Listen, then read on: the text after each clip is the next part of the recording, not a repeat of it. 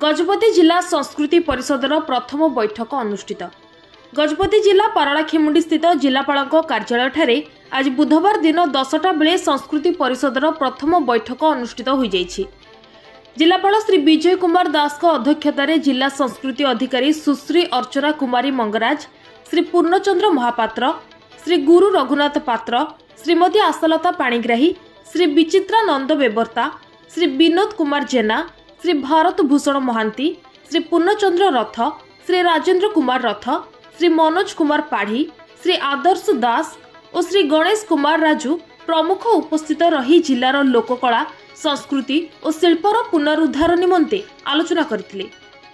सेपरि जिलार विभिन्न व्यक्ति विशेष जयंती और श्राद्ध दिवस पालन और जिलार पंजीकृत अनुष्ठान गुड़िक वार्षिक थरे मात्र आर्थिक सहयोग पाइबा, आर्थिक सहायता राशि, संस्कृति भवन निर्माण और गजपति उत्सव पालन विषय में उपस्थित सभ्य सभ्या मानक सहित विस्तृत भाव आलोचना करा जायथिला।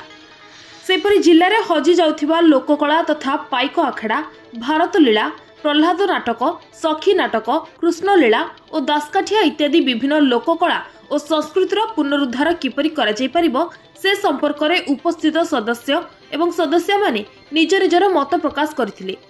एही अवसर में समस्त स्वागत प्रदान करने सहित संस्कृति विभाग प्रथम बैठकर उद्देश्य ज्ञापन और सम्यक सूचना प्रदान करथिले।